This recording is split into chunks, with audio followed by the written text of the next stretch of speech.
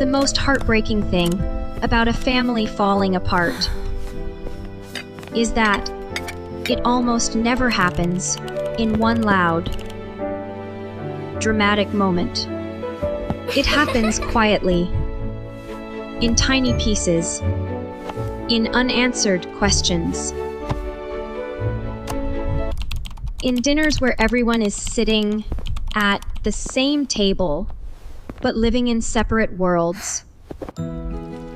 In a child standing in a doorway with something important to say, while the people she loves most keep telling her, just a minute. And for the Miller family, that 1 minute had stretched into months. Something really funny happened at school today. Lily said, hovering near the edge of her father's office, wearing her backpack, her cheeks bright with the kind of excitement only a child can carry home. Daniel Miller did not look up from his laptop. His phone was pressed between his shoulder and his ear, his fingers moving fast across the keyboard. "Give me 1 second. Sweetheart," he murmured, "we cannot afford to lose this deal tonight." Lily stood there for a few more seconds, waiting for his eyes to lift, waiting for him to smile, for him to ask what happened. But the room was filled with business words she did not understand, and the cold, blue glow of his screen. Downstairs, her mother was no different. "My painting won first place in class today,"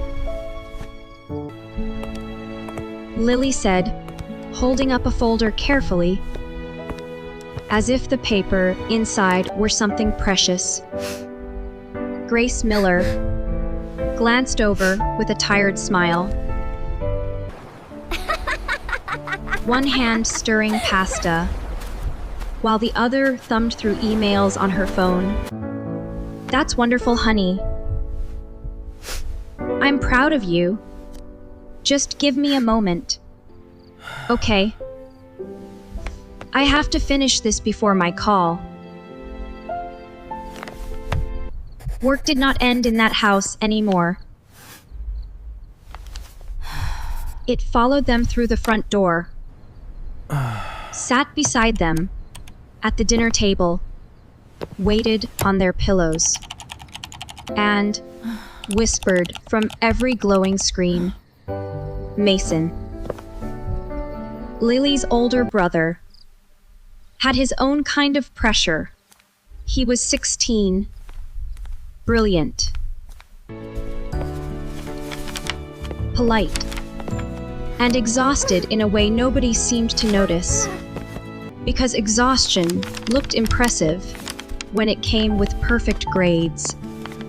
"I'm first in my class again this semester," he said one evening, trying to sound casual, though his eyes searched the table for a reaction.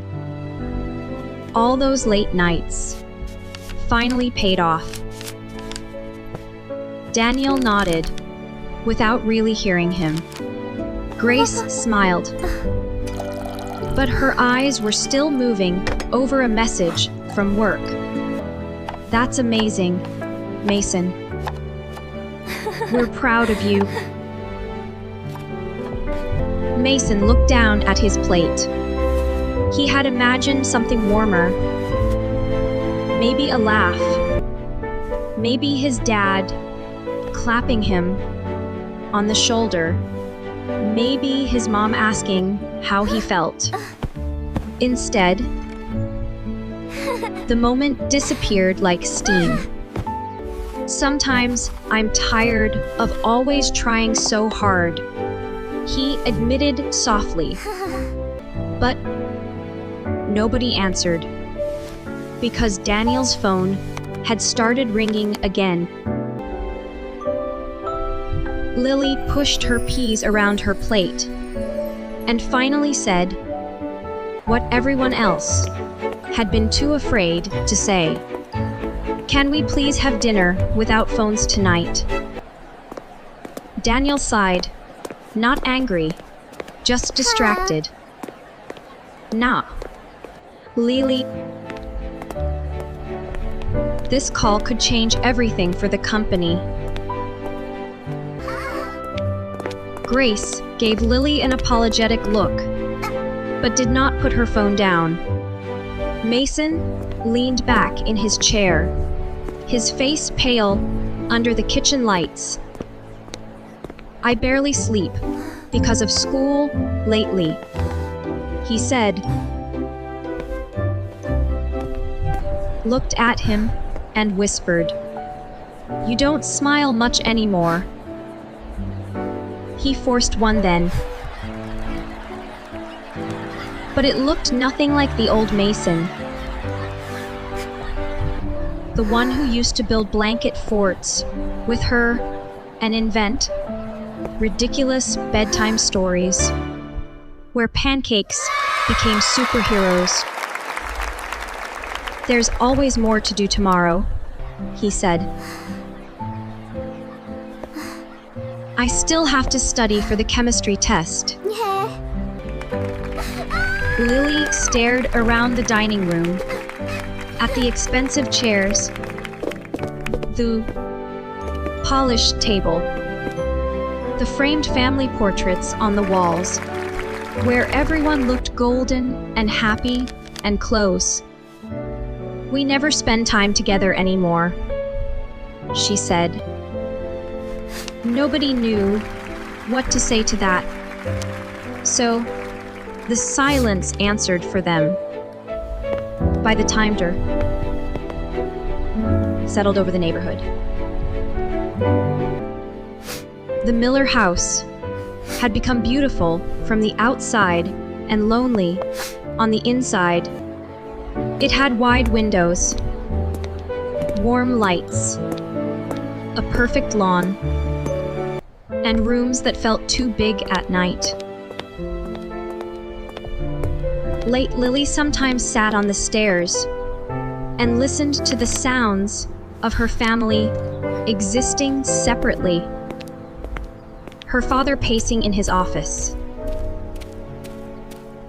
her mother speaking in a calm, professional voice behind a closed bedroom door, Mason turning pages at his desk long after midnight.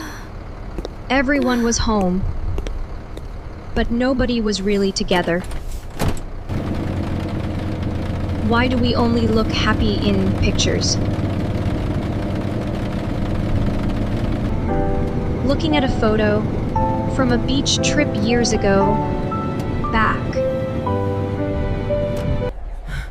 when Daniel carried her on his shoulders and Grace laughed so hard her sunglasses fell off. She traced Mason's smiling face with her finger. "You used to talk to me about everything," she said to the photo. "Maybe you're too busy for me now." In his room, Mason stared at a stack of textbooks and rubbed his eyes. His walls were covered with certificates, debate medals, academic awards, and college brochures. But the room felt less like a teenager's bedroom and more like a trophy case. He had accidentally been locked inside. "I have to win first place on this exam," he whispered to himself. Never gives up. so I don't get to give up either. He wrote another note, then another. Even though the words had started to blur. Across the hall, Daniel was still on a conference call. "Tell them I'll join the morning meeting too," he said, loosening his tie with one hand. "No, it's fine. I'll make it work." Late Grace sat at the kitchen island after everyone else had gone upstairs, staring at her inbox with tired, glassy eyes. "I can't even remember the last time I actually rested," she said under her breath. Nobody heard her. Late, nobody in that house heard much of anything anymore. One Thursday afternoon, Lily walked into the kitchen, holding an invitation with both hands.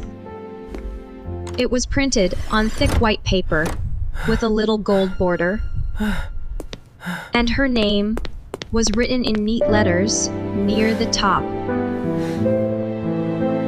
"Mom." "Dad." She began. Daniel was reviewing documents at the counter.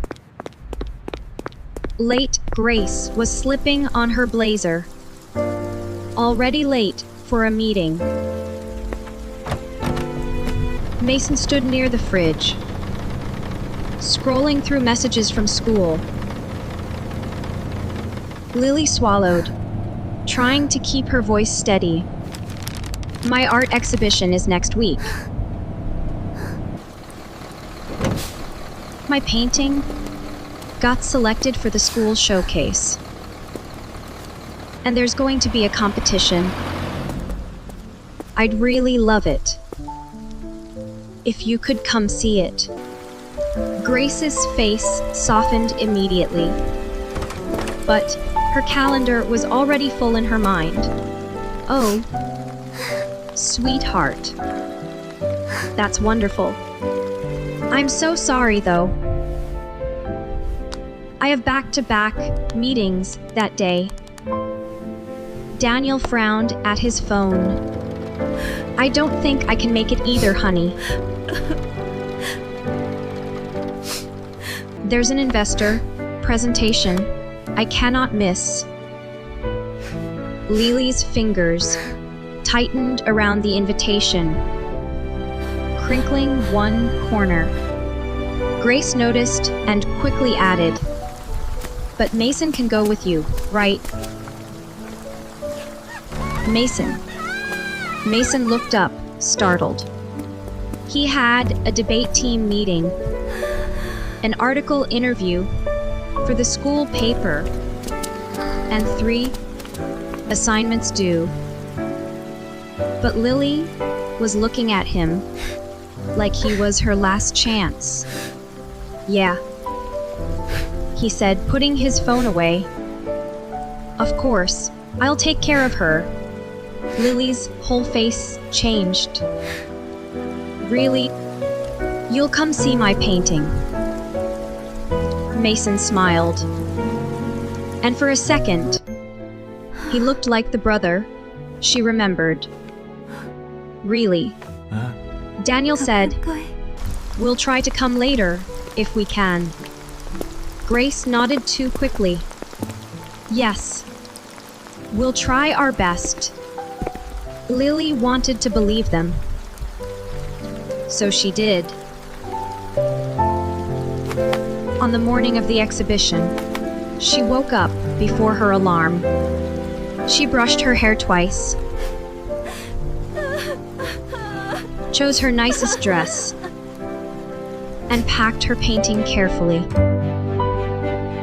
It was a picture of a house at night, all the windows glowing, with 4 small figures sitting together under a giant tree in the yard.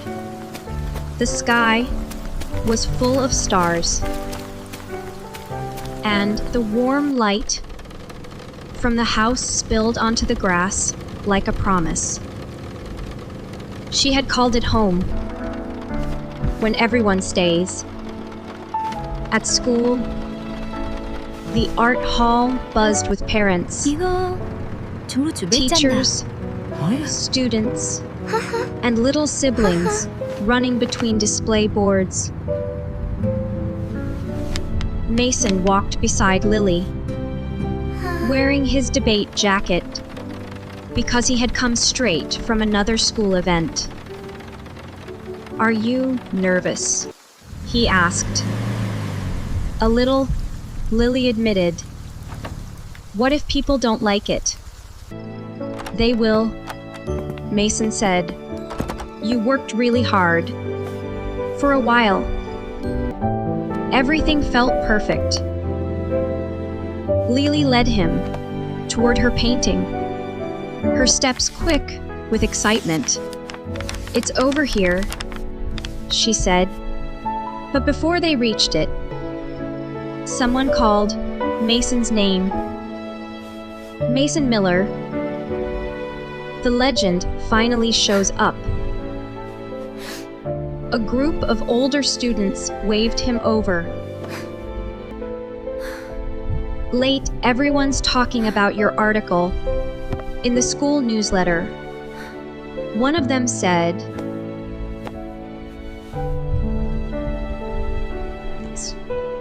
"Is it true you're applying for that scholarship program?" Someone else laughed. "And you're still captain of the debate team, right? How do you even have time to breathe?" Mason gave Lily an apologetic look. "Just 1 minute." "Okay, I'll be right back." Lily froze. She had heard those words before.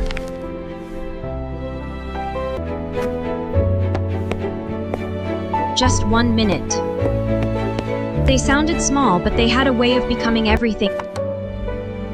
"The judging starts soon," she said. "You promised Mom and Dad you'd stay with me."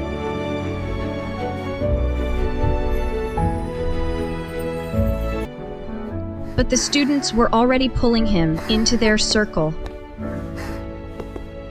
"I'll only be gone for a little while."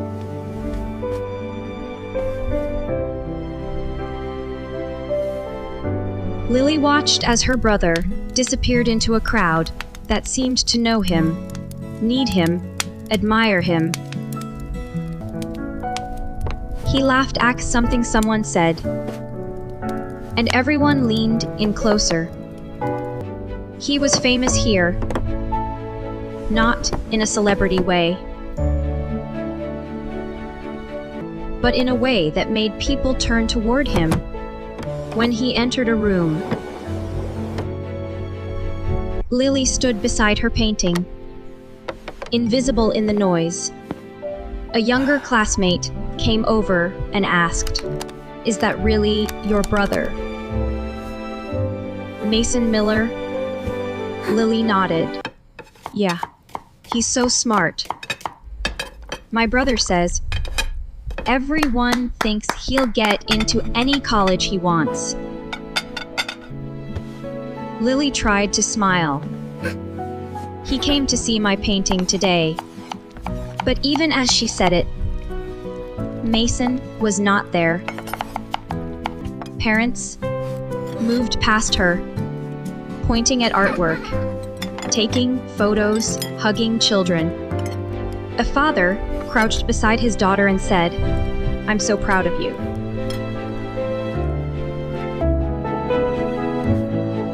A mother wiped tears while looking at a watercolor.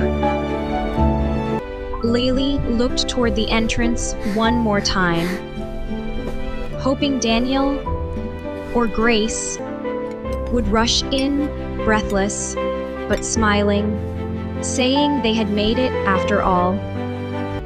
Nobody came. The competition began. Students gathered near the small stage at the front of the hall. Lily stood alone, holding her hands together, so nobody would see them shaking. The principal welcomed everyone. The art teacher thanked the families, and awards were announced one by one. When Lily heard her name, she almost did not move. Second place in this year's elementary art showcase goes to Lily Miller for her painting Home When Everyone Stays. Congratulations, Lily. Your work touched many people today. The room clapped.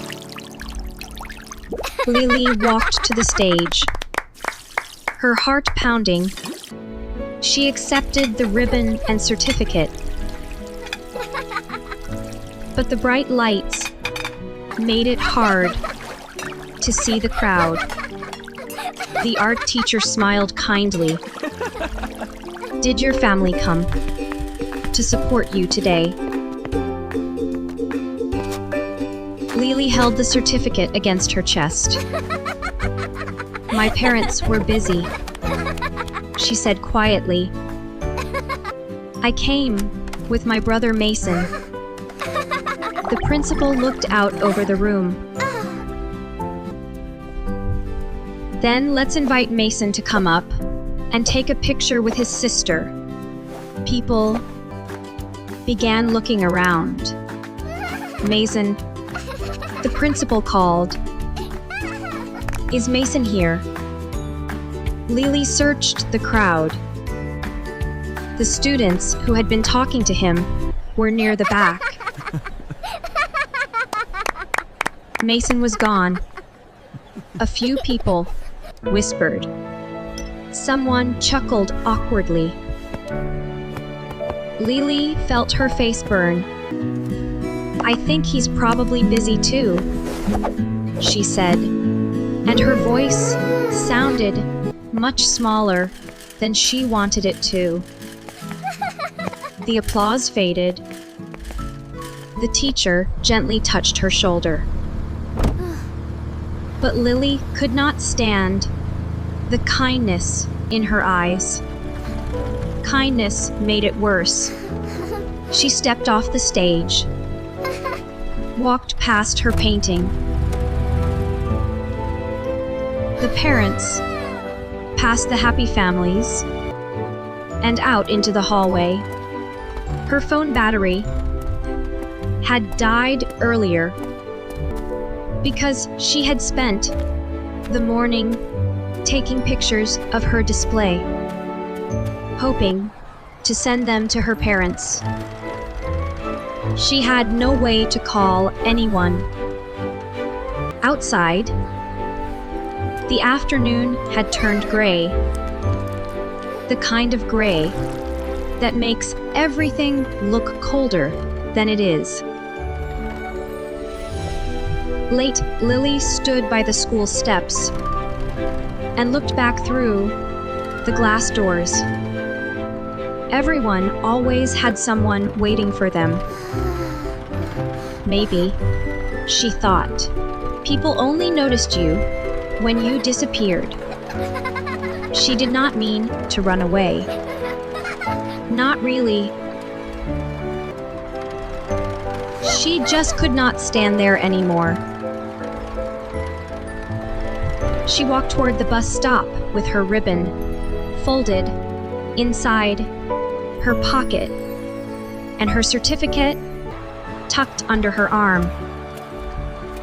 Inside the school, Mason had just finished laughing with his friends when he glanced at the time and felt his stomach drop. He said the ceremony. He pushed through the hallway toward the art hall.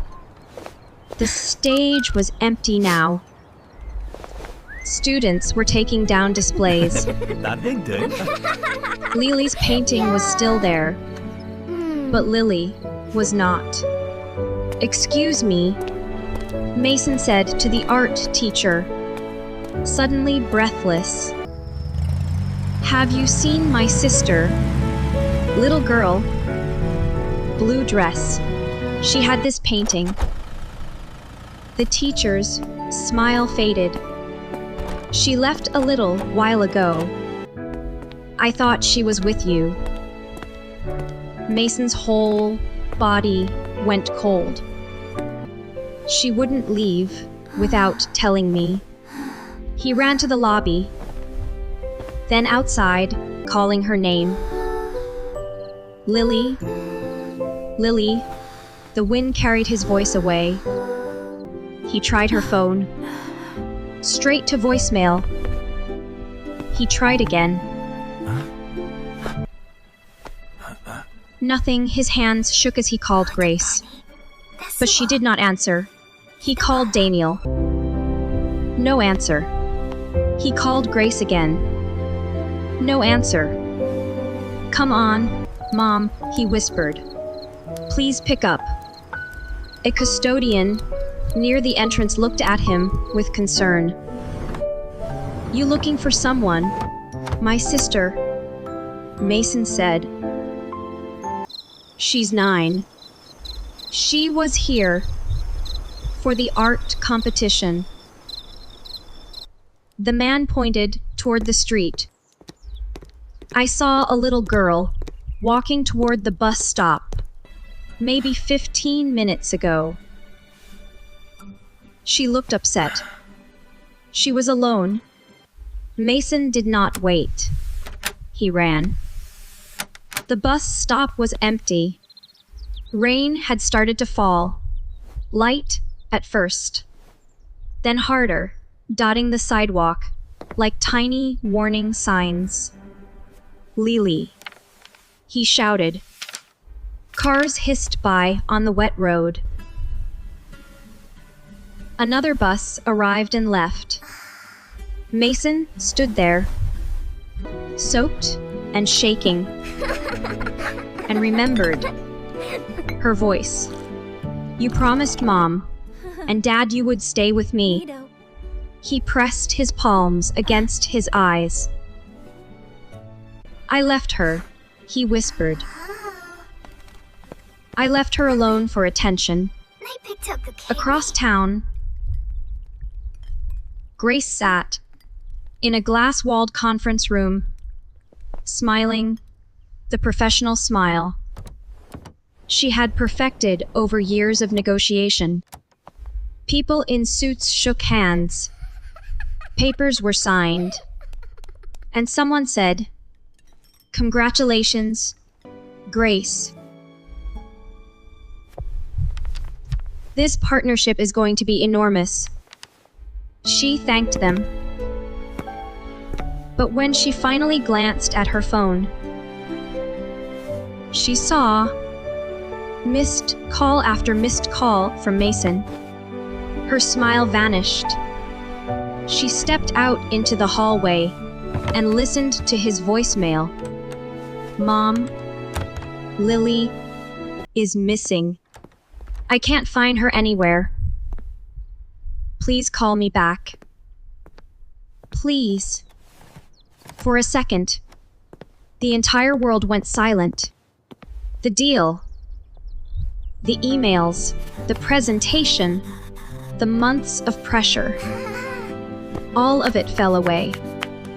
Only one sentence remained. "Lily is missing." Grace called him immediately. "Mason, where are you?" "At school." "No, near the bus stop." "She's gone, Mom. I was supposed to stay with her. And I didn't. I can't find her anywhere." His voice broke. She could be anywhere. Grace was already running toward the elevator. "Stay where you are." "I'm coming." Then she called Daniel. No answer. She called again. No answer. Was in his office downtown, deep inside a meeting that had already run 2 hours over schedule. His phone was face down beside a stack of contracts. He heard it buzz, but ignored it. "Let's keep going," he said. "We're almost there." But when his assistant knocked and opened the door, her face was pale. "Mr. Miller, your wife has been trying to reach you," she said. "It's urgent." Daniel grabbed his phone and saw the missed calls. He called Grace before the assistant had even left. "What happened?" Grace's voice trembled in a way he had not heard in years. "Lily is missing." Mason said she disappeared after the art exhibition. Daniel stood so quickly his chair rolled backward into the wall. For one sharp, unbearable moment, he saw Lily that morning standing in the kitchen with her invitation. He saw himself saying, "We'll try." He saw all the other times too. "Dad, something funny happened at school today. Just 1 minute. Sweetheart. Dad, look at my drawing. After this call. Dad, can you come outside? Maybe later." He had spent years asking her to wait. And now, she was somewhere out in the rain, waiting for them again. "I'm on my way," he said, his voice rough. "We're going to find her." Meanwhile, Lily sat near the back of a city bus, her head resting against the cold window. She had meant to ride just a few stops, maybe get closer to home. But the rhythm of the bus and the weight of the day pulled at her eyelids. She was so tired from crying quietly that she drifted off without meaning to. When she woke, the sky outside was dark, the streets unfamiliar, and most of the seats empty. Her heart jumped. She sat up fast, clutching her certificate. "No," she whispered. The bus hissed to a stop near a small convenience store at the edge of a neighborhood she did not recognize. The driver looked back. "Last stop, kiddo." Lily stepped down onto the sidewalk, rain misting around her, and watched the bus pull away. The world suddenly felt too wide. The houses were strangers. The streetlights hummed. She checked her phone again, but the screen stayed black. "I don't want to be alone," she whispered. "I just want to go home." Inside the convenience store, an older woman arranging boxes near the counter noticed Lily through the window. She came outside with an umbrella. "Hey there," she said gently. "Are you okay?" Lily tried to be brave, but her lip trembled. "I can't find my family. My phone died. Can you help me call them? The woman knelt slightly, so she was eye level with her.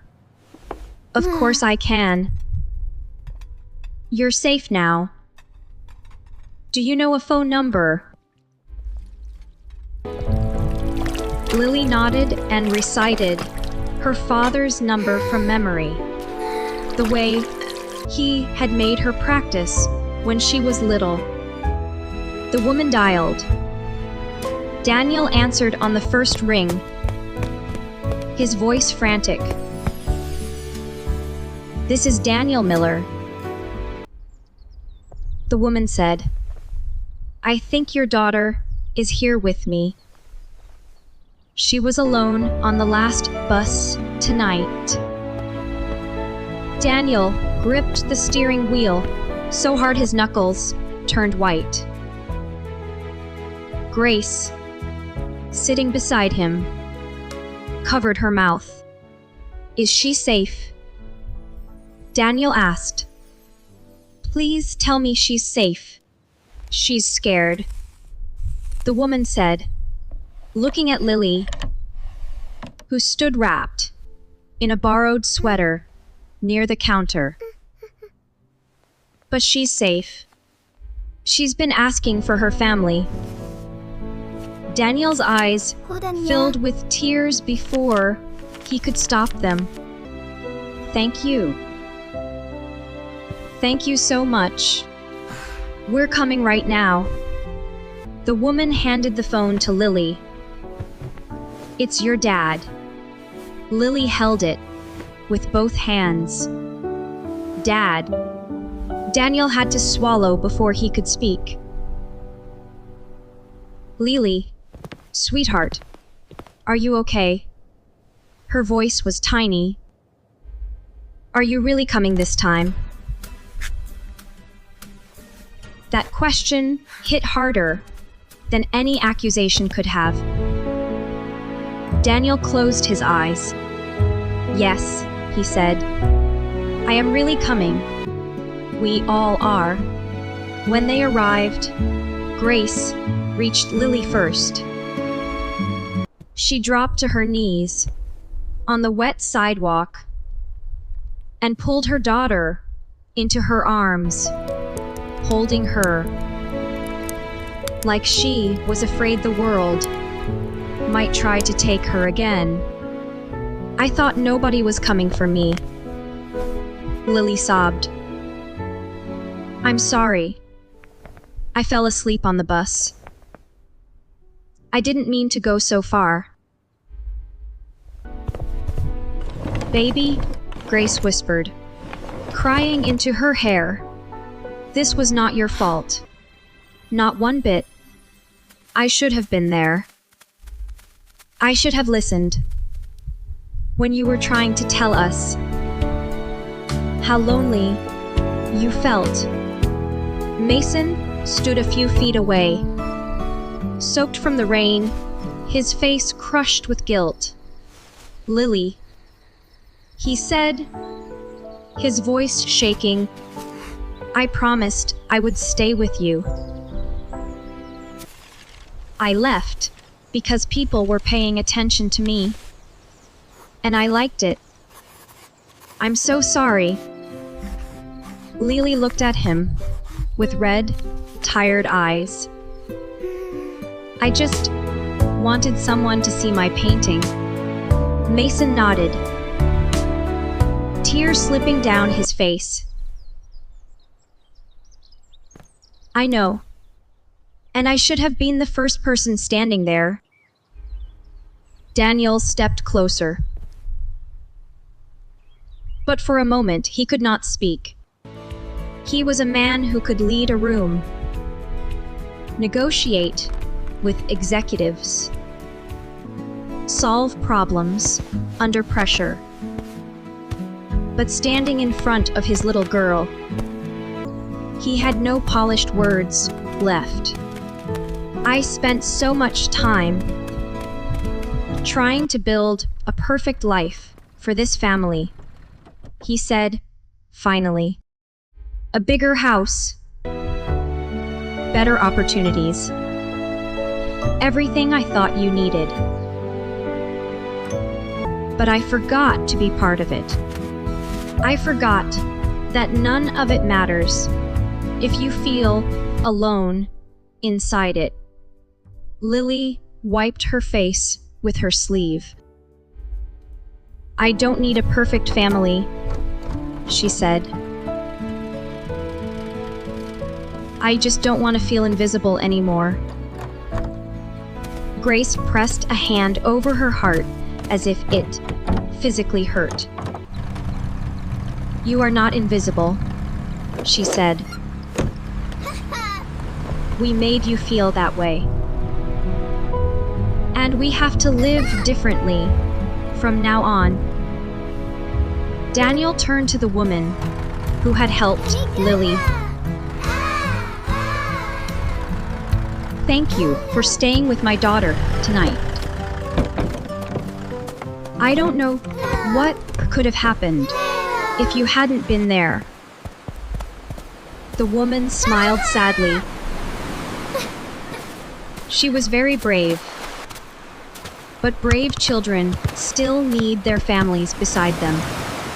On the drive home, no one turned on the radio.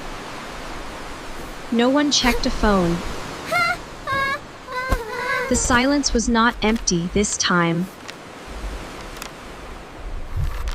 It was full of everything they finally understood.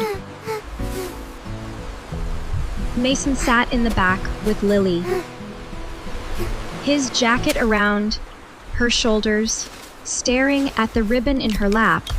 Second place, he said softly. That's amazing. Lily looked down. You didn't see the ceremony.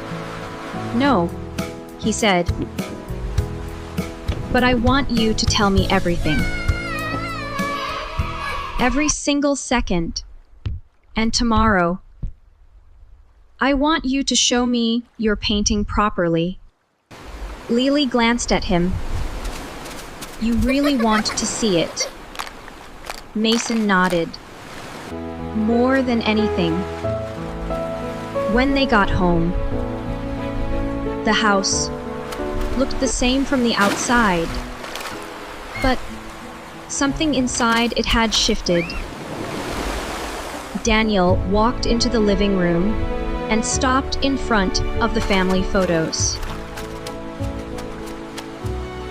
So many perfect pictures. So many frozen smiles. He turned to Lily. Where's your painting? Pulled it carefully from the back seat. The corners slightly bent, but the color still bright. Grace gasped when she saw it. Oh, Lily, she whispered. It's beautiful. Mason stepped closer. That's us, isn't it? Under the tree. Lily nodded. It's what I wished home felt like. Daniel stared at the glowing windows in the painting and felt the weight of every night he had been in the house, but absent from it. This belongs where everyone can see it, he said. He took down one of the staged family portraits from the entryway wall and placed Lily's painting there instead. This should be the first thing people see when they walk in. Lily's eyes widened. Really? Grace smiled through tears. Really? We spent too much time building a life that looked perfect. Now, we need to build one that actually feels happy. The next evening, Daniel came home before sunset. Lily heard the door open and braced herself for the usual rush. The phone call. The distracted kiss on the forehead. Instead, Daniel walked into the kitchen, placed his phone in a drawer, and shut it. Grace did the same with hers. Late Mason put his on the counter without being asked. Lily stared at them. "What are you doing?" Daniel rolled up his sleeves. "Dinner.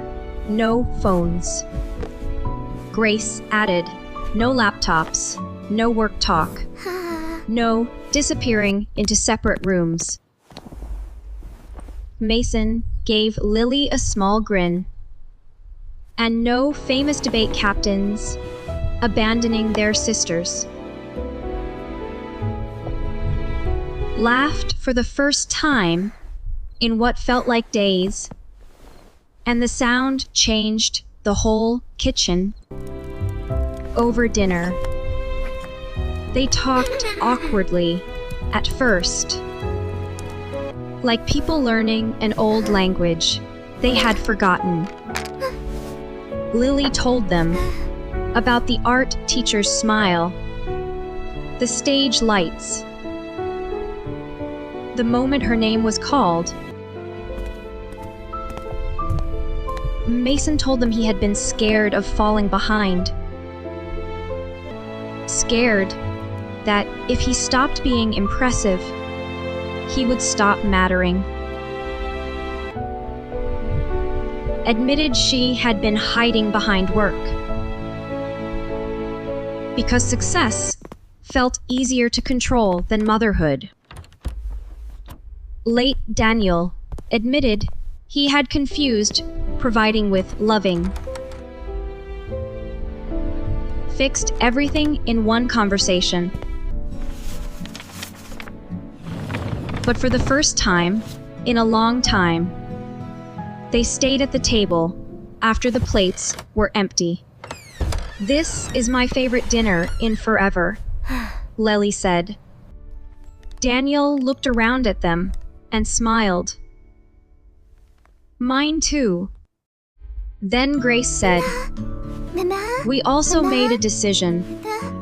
Lily tilted her head. "What decision?" "This weekend belongs to us," Daniel said. "No meetings. No work. No school competitions.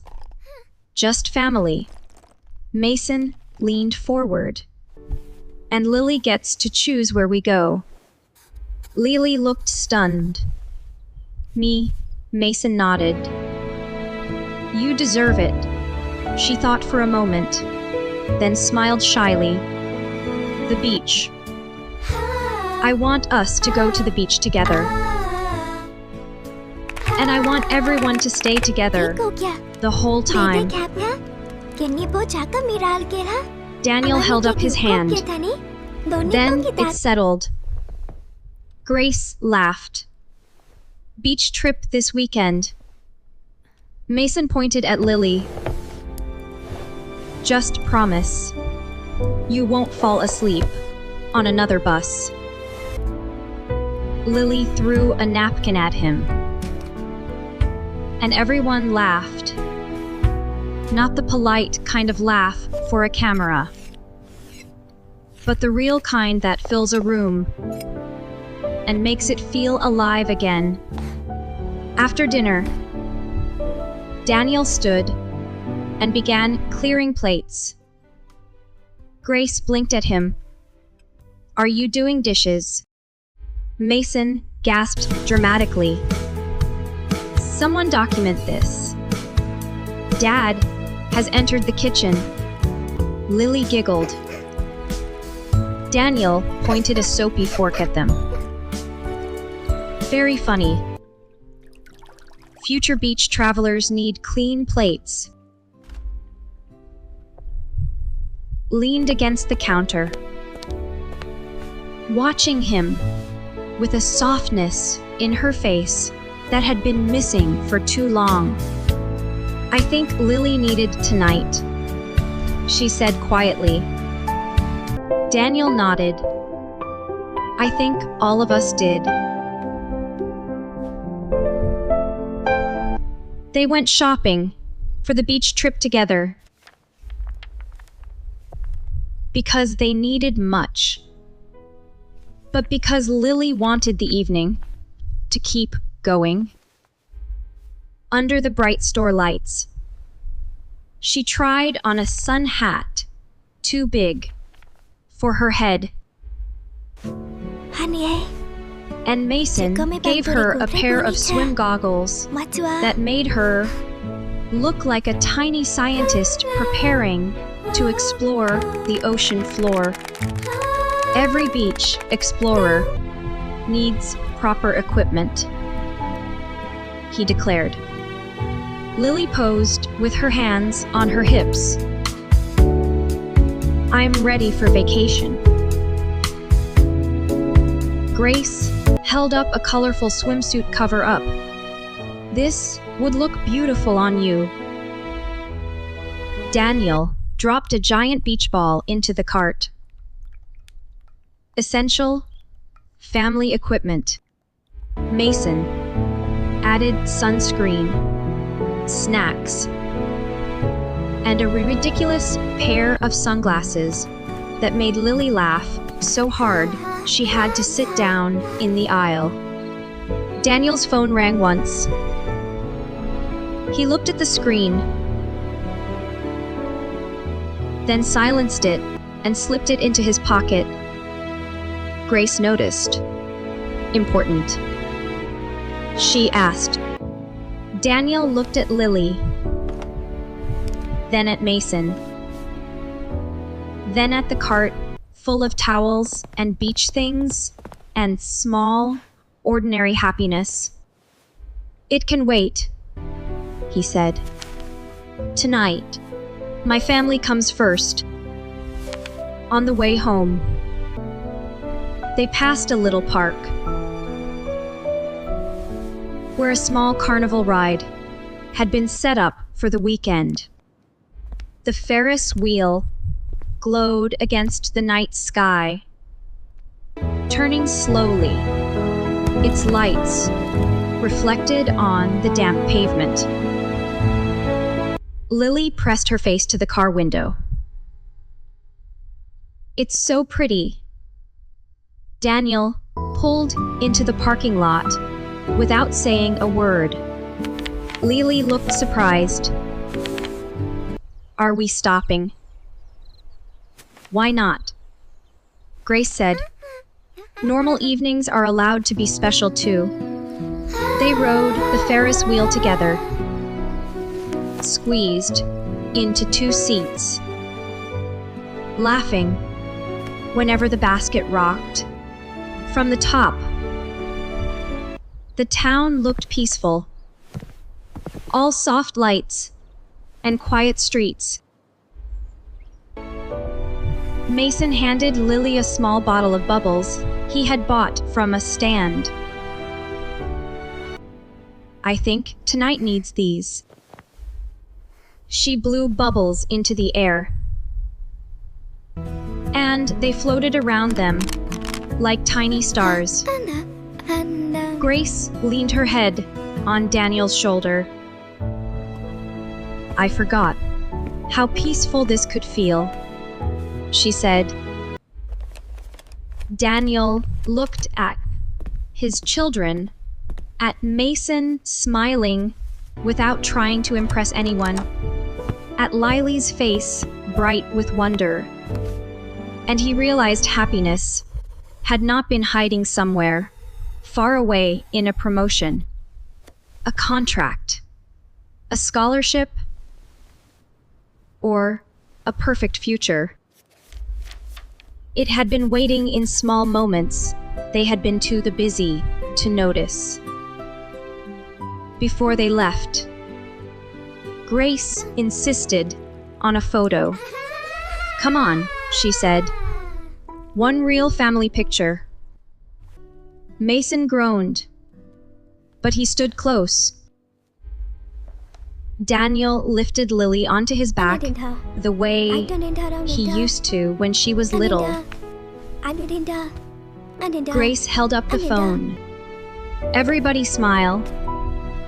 And this time, actually mean it. 1, 2, 3. The picture was not perfect. Mason blinked a little. Danielle's hair was messy from the wind. Lily's ribbon from the art competition was still tied around her wrist. Grace's eyes looked like she might cry again. But when they looked at it, nobody wanted to retake it. It was real. That night, after Lily fell asleep, Danielle stood in the hallway outside her room for a long time, listening to the quiet. Grace came beside him and took his hand. "We can't go back to how it was," she whispered. "We won't," he said.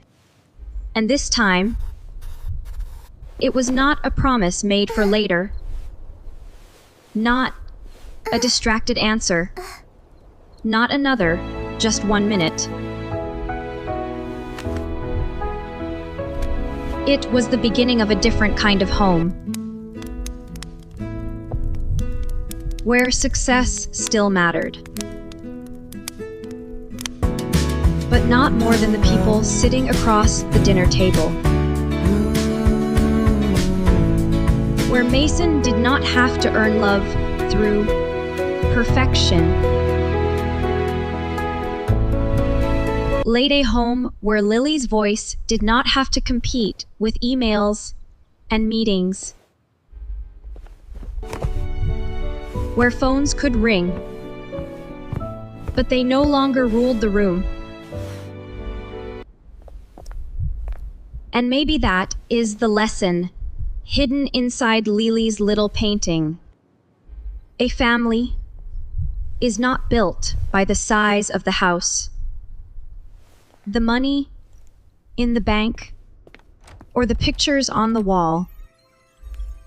It is built in the moments when someone stops, looks up, listens, and says, "I'm here." If this story touched a place in your heart, take it as a gentle reminder to look around your own home tonight. Someone may be waiting for your attention, your time, or simply your smile. And if you believe stories like this deserve to be heard, leave a like. Share your thoughts in the comments. And stay connected for more stories that remind us what truly matters before the people we love stop asking.